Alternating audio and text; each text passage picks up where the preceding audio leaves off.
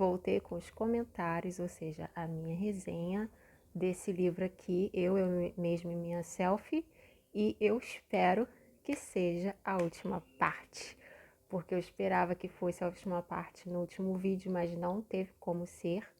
Esse livro, como eu falei, ele é extenso e é meio difícil, assim, eu não consigo fazer uma resenha completa dele falando de uma vez só. Talvez escrevendo seja mais fácil, mas falando para mim fica um pouquinho complicado. Tá chato, dizem alguns.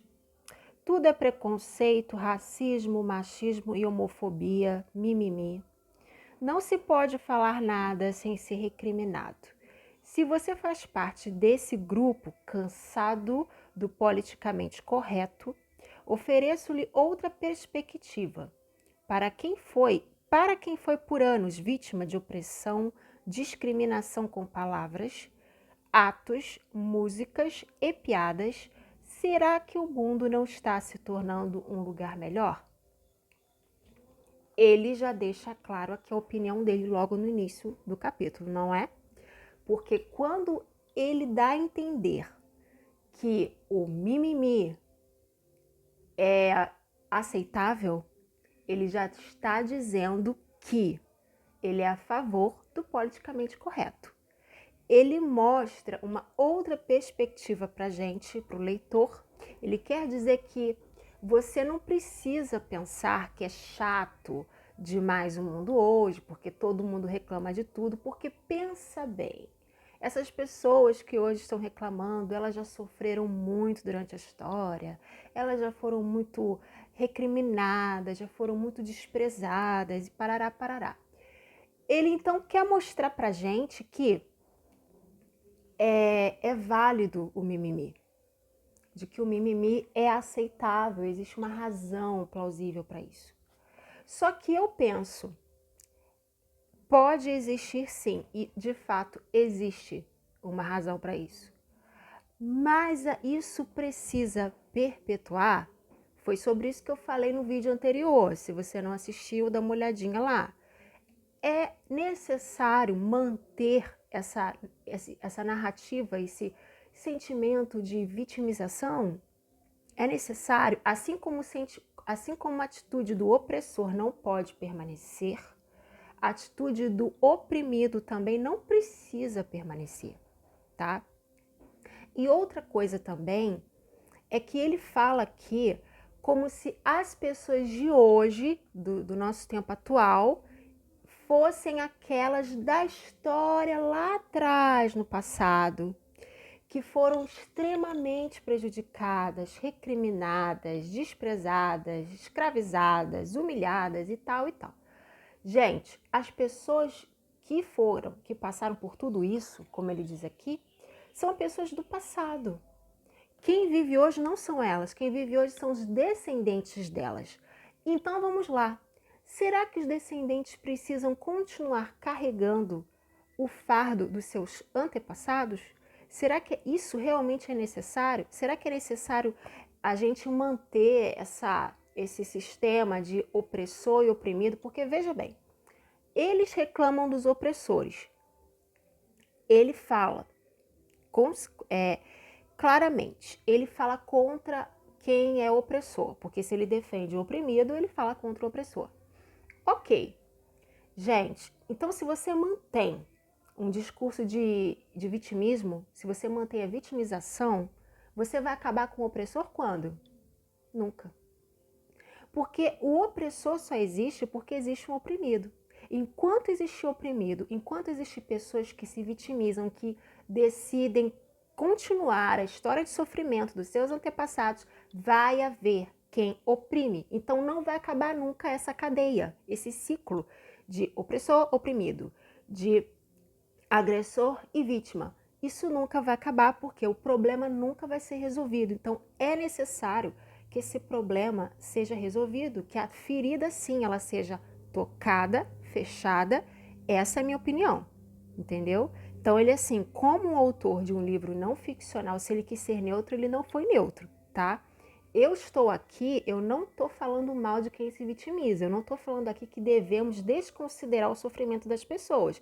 Mas a gente achar que é correto manter isso, manter essa narrativa toda? Não dá, gente, não tem condição. Nas redes sociais, onde somos vitrine para o julgamento alheio e estamos conectados a uma enorme rede de pessoas em tempo real, ignorar esse movimento, que movimento? Esse movimento das minorias marginalizadas se levantando e colocando a boca no trombone e fazendo protestos e tal e tal. Então ele fala que ignorar esse movimento pode ser fatal. Goste ou não, você será criticado se inferiorizar grupos considerados vulneráveis. Ok, isso se chama cultura do cancelamento. Quer dizer, então você não pode falar o que você pensa, que você está errado. Por que que os outros podem protestar a dor deles, que é um direito deles, apesar de que muitos, a maioria exagera, foge do limite, né? O ódio é tanto que isso se torna uma arma que oprime os outros também, né? Os oprimidos acabam virando opressores, é aquilo que eu falei no vídeo anterior. Então ele fala, goste ou não, você será criticado se inferiorizar grupos considerados vulneráveis. Ah, ok, isso pode acontecer, mas por quê? Porque é um movimento que precisa ser tratado, que precisa ser resolvido. São questões não resolvidas das pessoas. Então, uma coisa vai gerando a outra, vai. Aí aquele que, né, aquele que quer falar o que pensa também não quer ser um opressor, mas também não concorda com tudo, aí não pode falar nada, porque vai ser cancelado. Então, esse autor, ele não critica aqui a cultura do cancelamento, e também eu entendo que ele é a favor disso. Para quem, como eu, foi criado entre os privilegiados, exercer o politicamente correto é um estado perene de empatia, inclusive comigo mesmo. É mais do que uma luz amarela ligada ou uma paranoia necessária. Costumo falar, aceitar o politicamente correto, então ele aceita, viu? Como ferramenta civilizatória. Na opinião dele, o politicamente correto é uma ferramenta civilizatória. Você concorda com isso? E se comprometer com ele é uma terapia constante de evolução pessoal e de construção de uma empatia verdadeiramente humana. Sim, nós devemos ter empatia. Com certeza, isso faz parte da nossa essência como seres humanos criados por Deus, um Deus que é bom e que é amor. Mas você achar que você também não pode falar o que você pensa, que você não pode tocar na ferida, que você não pode considerar o problema como uma ferida, né? Se falar que isso é um problema, que é uma doença, você está sendo nada politicamente correto. Gente, isso daí também é falta de liberdade. Você não pode falar o que pensa. Então é aquilo, né? É tipo uma faca de dois gumes. Você tem que fazer isso, mas você tem que ajudar o outro, mas você também acaba ficando sem a sua autonomia, você fica sem a sua liberdade, você é visto como aquele que é o opressor, aquele que é...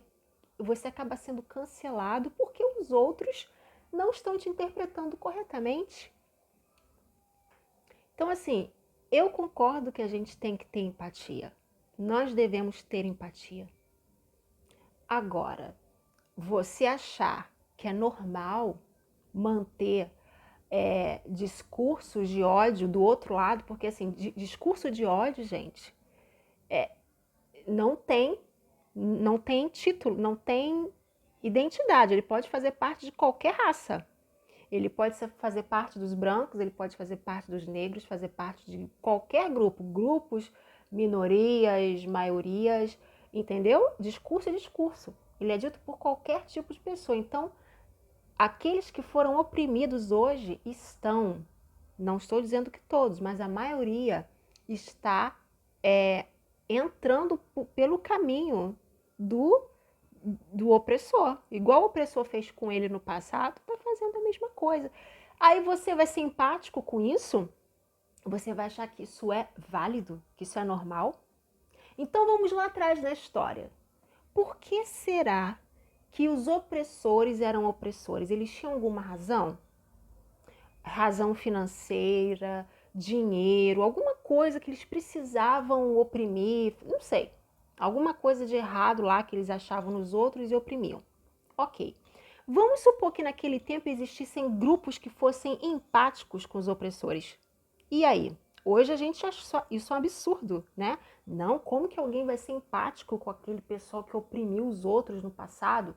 Mas é que tá, sempre existe uma razão para tudo, sempre vai haver uma justificativa para tudo quanto é tipo de atitude.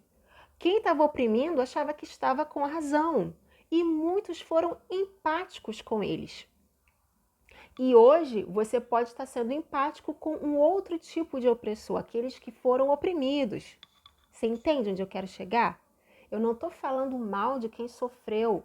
Na verdade, não é o pessoal de hoje, são os antepassados. Não estou falando mal. Os antepassados sofreram e essa cultura, né, continua até hoje. O racismo, homofobia, sei lá mais o quê. Mas o que eu quero dizer é você achar que isso precisa continuar. Isso precisa ser mantido. Entendeu? Não tem sentido nenhum, não, sabe? Você pode muito bem ser empático com as pessoas sem passar a mão na cabeça, sem colocar pano quente no erro. Vamos então ver um exemplo bem prático relacionado a essa questão aí que eu tô falando. Se você é pai ou mãe, né, você vai entender melhor o que eu quero dizer, tá? Eu não sou mãe, mas eu sou professora, educadora, né? Tenho experiência com educação de crianças, de adolescentes, e eu vou tentar fazer aqui uma analogia. Suponhamos que você tem 2 filhos, tá? Ou 2 sobrinhos, sei lá o quê. Tô pensando aqui se eu tivesse 2 alunos, né? Então você tem 2 filhos. Um filho menospreza o outro o tempo inteiro. Um oprime o outro o tempo inteiro. Aí o que acontece? Você vai disciplinar o filho que oprime o outro, né? Você vai ou colocar ele de castigo, você vai conversar com ele, vai tentar mostrar para ele que é errado o que ele está fazendo. Você vai repreender o seu filho. E você vai, o que você vai fazer? Você vai ter compaixão do outro, entendeu? Aí suponhamos que o tempo passe e esse filho que oprimia o outro, ele não faz muito aquilo do jeito que ele fazia antes, tá? Ele melhorou um pouquinho, mas o outro filho ficou traumatizado. O que você vai fazer? Você vai continuar, você vai pegar aquilo ali que o seu filho sofredor passa e vai enfatizar mais ainda para ele continuar sofrendo? Ou você vai tentar resolver de uma vez por todas o problema, vai explicar para ele que o que o irmão dele fez passou, o irmão dele também está sendo repreendido, está sendo tratado, mas ele também precisa parar com esse hábito, com esse costume, porque ele está fazendo mal para ele. Aquilo está virando tóxico, entende? Ele também não pode ficar a qualquer momento, por causa de trauma, se vitimizando. Ele precisa ser tratado através de alguma coisa, quem sabe uma terapia, talvez, certo? Então você não pode achar que é saudável e normal o que o seu filho que foi oprimido está fazendo, ele continua fazendo. Virou um hábito, virou uma rotina. É isso que eu estou dizendo aqui. Esses grupos que ele fala que é minoria, eu não acredito que todos sejam minoria, gente, porque o Brasil está miscigenado, está tudo misturado, não tem como você falar o que é minoria e o que não é. Claro, sim, eu não sou do IBGE, eu não posso falar aqui para você quantos brancos tem, quantos índios tem, quantos asiáticos tem aqui no meu país. Mas eu achar que só uma raça tem direito de cobrar o que outros fizeram com ela no passado, é meio complicado isso, porque se for assim eu vou ter que sair em defesa de todas as outras raças. Os judeus sofreram demais, vocês não têm noção. A gente sabe que teve o Holocausto no passado. Os asiáticos, muitos sofreram quando vieram para o Brasil. Claro, cada um sofreu de um jeito. Os negros sofreram de um jeito, os asiáticos sofreram de outro, os judeus sofreram de outro. Enfim, né? Eu já falei lá no vídeo passado, o autor fala que a nossa cultura foi criada pelo homem branco, para o homem branco. Eu já falei o que eu tinha que falar lá no outro vídeo. Se você quiser assistir, assiste, para entender melhor o que eu tô falando. Eu estou continuando a resenha que eu falei na semana passada. Então, assim, eu concordo que a gente tenha que ter compaixão das minorias. Mas, gente, tem tanta minoria por aí, eu vou te falar sério. Tem muita minoria por aí que era para estar sendo ajudada, era para estar sendo valorizada e não está. E aí? Será que a gente está realmente sendo politicamente correto com todo mundo? Vamos refletir. Ele fala também no capítulo posterior que existe um lugar de fala, ou seja, você só pode levantar sua voz para falar, você só pode ser o protagonista de uma narrativa se você passou por aquilo ali. Então ele fala aqui que não faz sentido brancos entrarem, falarem sobre as causas dos negros, entendeu? Mais ou menos isso que ele quer dizer, né? Porque, na verdade, só quem é o protagonista, só quem passou por aquilo ali é que tem o direito de falar. Ok. Assim como o politicamente correto tem o papel de acabar com preconceitos que se espalham sem autocrítica, o lugar de fala devolve o protagonismo aos protagonistas de fato. Só que eu penso, será que esse protagonismo precisa continuar desse jeito? Porque pode virar uma, né? Tá virando uma neurose coletiva. Porque tem gente que tá saindo do limite. Quando você vê lá o que aconteceu nos Estados Unidos, o povo indo lá quebrando loja, entrando, invadindo casa. Gente, peraí. Ah, mas os outros fizeram. Qual é o trecho, qual é o período da história que os outros fizeram isso? E foram todos? Foram todas as famílias de brancos, de europeus que invadiram a casa de todas as famílias, uma cidade inteira, metade de uma cidade? Ou foram só aqueles que tinham poder, dinheiro, armamentos? Entendeu? Então, assim, você não pode pegar e descontar nos descendentes dos outros o que os antepassados deles fizeram. Nem de um lado e nem de outro. Tá tudo errado. Entendeu? Se você não concorda comigo, ok, o problema é seu. Você tem direito de pensar o que quiser. Todo mundo tem livre arbítrio que Deus nos deu, certo? Agora, você achar que é normal você manter esse comportamento que tá ficando, né, tá virando um surto coletivo, isso daí